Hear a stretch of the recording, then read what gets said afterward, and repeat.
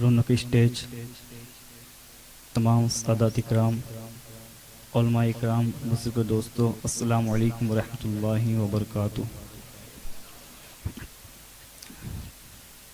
الحمدللہ نحمده ونستعینه ونستغفره ونؤمن به ونتوکل علیہ ونعوذ باللہ من شرور انفسنا ومن سیئات اعمالنا، من یهده اللہ فلا مضل له ومن یضلل فلا هادی له، ونشهد ان لا الہ الا اللہ وحدہ لا شریک له، ونشهد ان محمدا عبده ورسولہ، اما بعد فاعوذ باللہ من الشیطان الرجیم، بسم اللہ الرحمن الرحیم۔ قال اللہ تعالی وَلَسَوْفَ يُعْطِيكَ رَبُّكَ فَتَرْضَىٰ، صدق اللہ العظیم وبلغنا رسولہ النبی الکریم۔ لِخَمْسَةٌ أَطْفِي بِهَا حَرَّ الْوَبَاءِ الْحَاتِمَةِ المصطفیٰ والمرتضیٰ وابناہما والفاطمہ، غوث اعظم بمنے بے سرو ساما مددے، قبلہ دی مددے، کعبہ ایمان مددے، بگرداب بلا افتاد کشتی ضعیف آسمان ہارونی، مدد کن یا معین الدین چشتی، مدد کن یا معین الدین چشتی۔ زندگی دی ہے تو جینے کا ہنر بھی دینا، زندگی دی ہے تو جینے کا ہنر بھی دینا، پاؤں بخشے ہے تو توفیق سفر بھی دینا، اور میں تو گونگا ہی تھا بولنا تو تو نے سکھایا، میں تو گونگا ہی تھا بولنا تو نے سکھایا، اب جو بولوں تو باتوں پہ اثر بھی دینا، اب جو بولوں تو باتوں پہ اثر بھی دینا۔ ابھی میں نے جس آیت مقدسہ کی تلاوت کرنے کا شرف حاصل کیا ہے، اس کا معنی اور مطلب سمجھانے سے پہلے آقا انعامدار، مدینے کے تاجدار،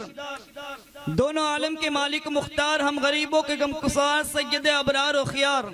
رحمت للعالمین، طٰہٰ یاسین، انیس بے کساں، کارساز دردمندہ، کونین میں سب سے انوکھے اور سب سے نرالے، دائی حلیمہ کے جگر پارے، سیدہ آمینہ کی لاج والے، حضرت عبداللہ کی گود والے، یعنی کہ حضور احمد مجتبیٰ ارواح نافدہ صلی اللہ تعالیٰ علیہ وسلم کی بارگاہ عالیہ میں غلامی کا ثبوت دیتے ہوئے باواز بلند درود پاک نصرانہ پیش کرے۔ پڑھی اللہم صلی علی سیدنا مولانا محمد وعلی علی سیدنا محمد، صلاۃ و سلام علیک یا رسول اللہ صلی اللہ تعالیٰ علیہ وسلم۔ اور ایک مرتبہ تمام انبیاء اکرام، تمام مسلح نظام، تمام صحابہ اکرام، تمام اہل بیت اطہار کی بارگاہ میں غلامی کا ثبوت دیتے ہوئے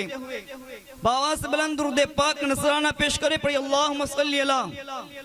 سیدنا مولانا محمد وعلی علی سیدنا محمد، صلاۃ و سلام علیک یا رسول اللہ صلی اللہ تعالیٰ علیہ وسلم۔ اللہ رب العزت اپنے کلام ارشاد فرماتا ہے وَلَسَوْفَ يُعْطِيكَ رَبُّكَ فَتَرْضَىٰ، ان قریب اے محبوب تم کو تمہارا رب اتنا عطا کرے گا کہ تم راضی ہو جاؤ گے۔ اللہ تبارک و تعالیٰ نے اپنے حبیب علیہ السلام کو ہر طرح کی عظمت سے نوازا ہے، ہر طرح کی شان سے نوازا ہے، ہر طرح کے مقامات سے نوازا ہے، ہر طرح کی بلندی سے نوازا ہے۔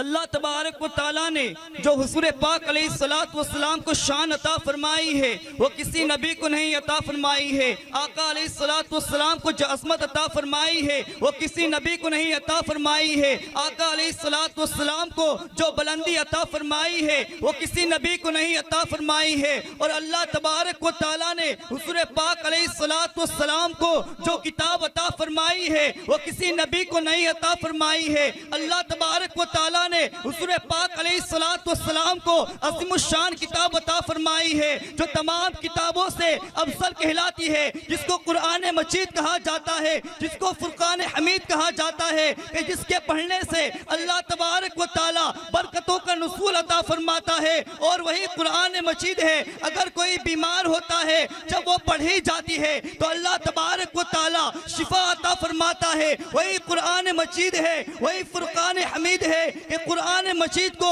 اگر عصمت ملی ہے، اگر مقام ملا ہے تو آمینہ کے لال کے صدقے سے ملا ہے، فاطمہ کے بابا کے صدقے سے ملا ہے، حسنین کریمین کے نانا کے صدقے سے ملا ہے۔ وہی قرآن مجید ہے کہ جس کتاب کے اندر اللہ تبارک و تعالیٰ نے ساری کائنات کا ذکر فرمایا ہے، ساری مخلوقات کا ذکر فرمایا ہے۔ ارے اسی لیے تو کہنے والے نے کیا خوب کہا ہے، کہنے والے نے کیا خوب کہا ہے، صحرا میں، جنگلوں میں، بیابان میں پڑھو، مینار گر پڑے تو میدان میں پڑھو، اور یہ بے خبر نجومی تمہیں کیا بتائے گی۔ ارے وہ سالم قرآن کی ذات کو کیسے بتا سکے گا جو قرآن کو نہیں جانتا۔ ارے اسی لیے تو کہتے ہیں یہ بے خبر نجومی تمہیں کیا بتائے گی، کل ہونے والا کیا ہے قرآن میں پڑھو، کل ہونے والا کیا ہے قرآن میں پڑھو۔ ارے قرآن کی عظمت تو یہ ہے، قرآن کی شان تو یہ ہے کہ اللہ تبارک و تعالیٰ لوگوں پر عذاب ڈالنا چاہتا ہے، مگر جب بچوں کی قرآن کی آواز کو سنتا ہے تو اللہ تبارک و تعالیٰ عذاب کو روک دیتا ہے۔ اللہ رب العزت قرآن کے صدقے سے عذاب کو روک دیتا ہے۔ وہی قرآن مجید ہے کہ حضرت عبداللہ بن عمر رضی اللہ تعالیٰ عنہ سے روایت ہے، حضور پاک علیہ السلام نے ارشاد فرمایا کہ اگر تمہارے دلوں کے اندر زنگ لگ جائے، جیسے کہ لوہے کو پانی لگ جاتا ہے اور لوہے کے اندر زنگ لگ جاتا ہے، اسی طرح زنگ لگ جائے تو اس کے لیے قرآن کی تلاوت کرو اور موت کو کثرت سے یاد کرو۔ مگر آج ہم نے اس قرآن کو چھوڑ دیا ہے، آج قرآن بن ہمارے طاقوں کے اندر پڑے ہیں، مگر آج اس قرآن کو پڑھنے کی توفیق نہیں ہے۔ پھر وہ ظالم نعرہ تکبیر، نعرہ رسالت، نعرہ حیدری،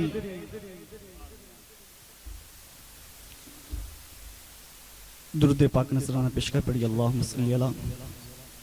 سیدنا مولانا محمد وعلی آل سیدنا محمد، الصلاۃ والسلام علیک یا رسول اللہ صلی اللہ تعالی علیہ وسلم۔ تو یہی قرآن مجید آج ہم نے اپنے گھروں کے اندر بن رکھا ہے، آج اسی کی وجہ سے آج وہ ظالم قرآن مجید کے خلاف انگلیاں اٹھا رہا ہے،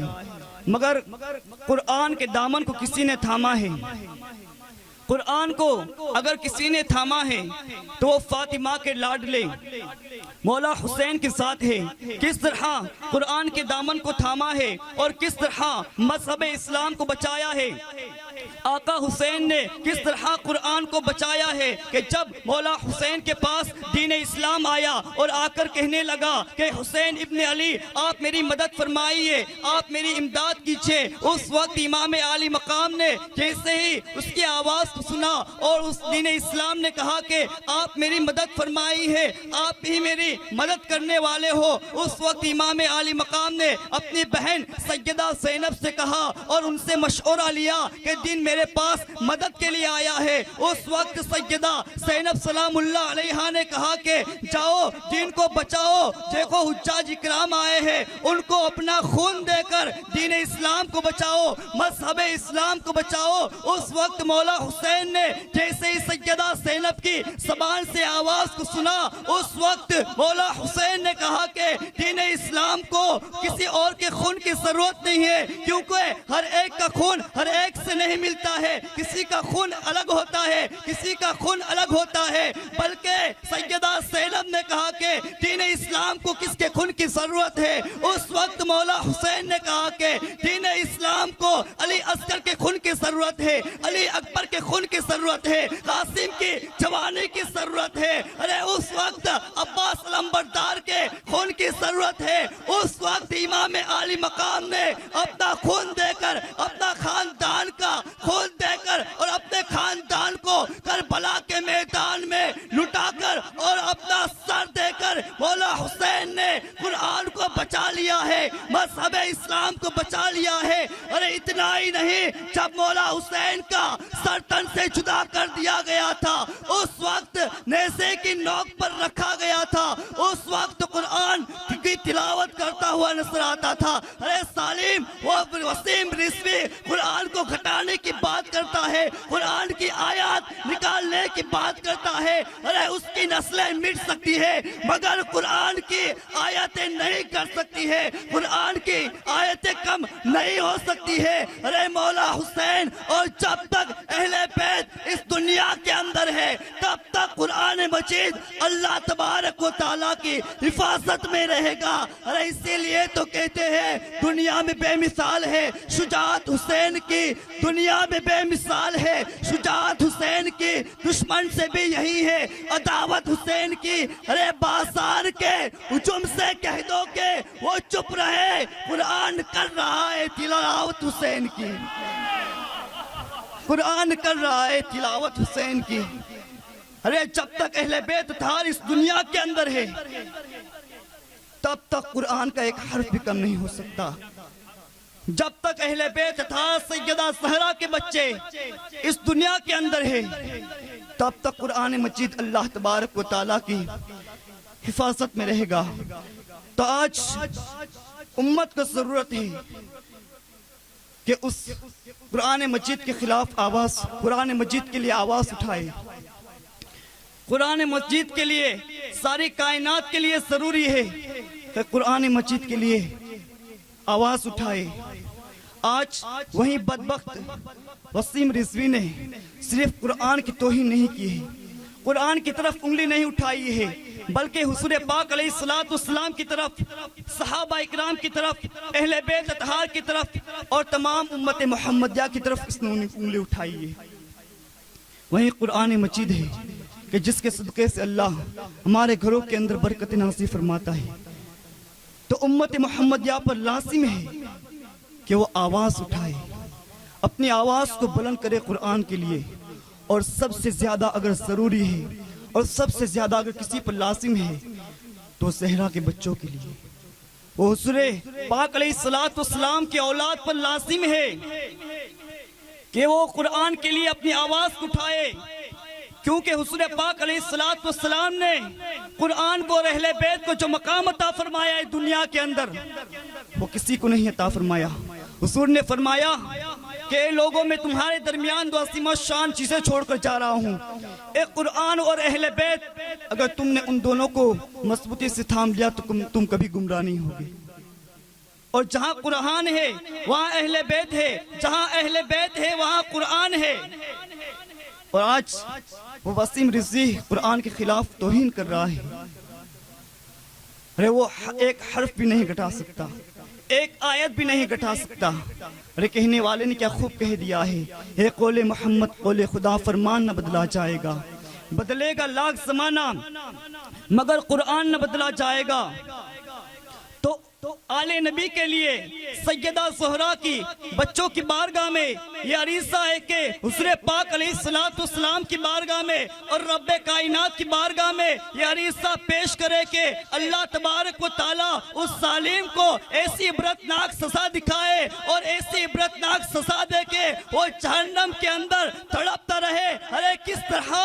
طرح اللہ کی بارگاہ میں عریضہ پیش کرے. ارے اللہ تبارک و تعالیٰ ضرور خاندان مصطفیٰ کی سنتا ہے, سیدہ زہرا کے بچوں کی سنتا ہے. ارے جب مکہ معظمہ کے اندر کعبۃ اللہ کو گرانے کے لیے جب ابرہا اپنے لشکر کو لے کر آیا تھا کہ خانہ کعبہ کو گرایا جائے, خانہ کعبہ کو گرا دیا جائے, اس وقت حضرت عبد المطلب نے اس ابرہا سے اور ظالموں سے کہہ دیا ہے کہ اللہ کا گھر ہے, اللہ اس کی حفاظت کرنے والا ہے. اور حضرت عبد المطلب نے حضور پاک کو وسیلہ بنا کر جیسے ہی دعا کی تھی اس وقت اللہ نے بابل کی, اللہ تبارک و تعالیٰ نے بابل کے ذریعے کنکریوں کو نازل فرمایا اور سارے کے سارے ظالم نیست نابود ہو گئے تھے, سارے کے سارے ظالم ہلاک ہو گئے تھے. تو آج بھی اگر سید کا بچہ اور سیدہ زہرا کا بچہ اور خاندان مصطفیٰ کا بچہ اگر حضور کی بارگاہ میں یہ عریضہ پیش کرے گا تو اللہ تبارک و تعالیٰ اس کو ایسی سزا سنائے گا، اس ظالم کو ایسی سزا دے گا کہ دنیا اور آخرت کے اندر وہ ظالم تڑپتا رہے گا۔ آج ضرور ہے آواز اٹھانے کی، کیونکہ یہ خاموشی مجاز تمہیں جینے نہیں دے گی۔ اس دور میں چنائے تو کوہرام مچا دو، اس دور میں چنائے تو کوہرام مچا دو۔ آخری بات عرض کر کے میں اپنی گفتگو کو ختم کرتا ہوں، آواز اٹھاؤ، کیونکہ اگر تم آواز بلند کرو گے قرآن کے لیے تو اللہ تبارک و تعالیٰ ضرور قبول فرمائے گا، اللہ رب العزت ضرور قبول فرمائے گا۔ کیونکہ حضرت ابراہیم علیہ السلام کو اللہ تبارک و تعالیٰ نے جب مکہ معظمہ تعمیر کرنے کا حکم دیا گیا، جیسے ہی حضرت ابراہیم علیہ السلام نے مکہ معظمہ میں بیت اللہ کی تعمیر فرمائی تو حضرت ابراہیم علیہ السلام رب کی بارگاہ میں عریضہ پیش کرتے ہیں، اے رب کائنات، اب میں نے تیرا گھر تو بنا دیا ہے، تیرے گھر کو تیار کر دیا ہے، اب اس کی زیارت کے لیے لوگوں تک آواز کیسے پہنچاؤں، لوگوں تک آواز کیسے پہنچاؤں، کیونکہ تیرے بندے ساری کائنات کے اندر بکھرے ہوئے ہیں، ساری کائنات کے اندر موجود ہے، آواز کو کیسے پہنچاؤں۔ اس وقت رب کائنات نے فرمایا، او ابراہیم پریشان ہونے کی ضرورت نہیں ہے، ارے آواز تو بلند کر، لوگوں تک میں پہنچاؤں گا، لوگوں تک میں پہنچاؤں گا۔ ارے اس وقت حضرت ابراہیم نے آواز دی، ساری کائنات کے اندر وہ آواز گونجنے لگی، اور جس نے لبیک کہا تھا، جس نے لبیک کہا تھا اس کو حج کی سعادت نصیب ہو گئی تھی۔ تو آج بھی اگر کوئی حضور کے خاندان کا بچہ، سیدہ زہرا کا بچہ، مولا کائنات کا لاڈلا اگر حضور کی بارگاہ میں عریضہ پیش کرے گا، رب کی بارگاہ میں عریضہ پیش کرے گا، اللہ تبارک و تعالیٰ کی بارگاہ میں وہ آواز ضرور پہنچے گی اور اللہ اس آواز کو ضرور قبول فرمائے گا۔ اگر وہ آواز قبول ہو گئی تو اللہ تبارک و تعالیٰ ہمیں دنیا میں بھی کامیابی عطا فرمائے گا، آخرت میں کامیابی عطا فرمائے گا، اور اللہ تبارک و تعالیٰ تا قیامت تک قرآن کے صدقے سے اللہ تبارک و تعالیٰ ہماری نسلوں کو آباد رکھے گا،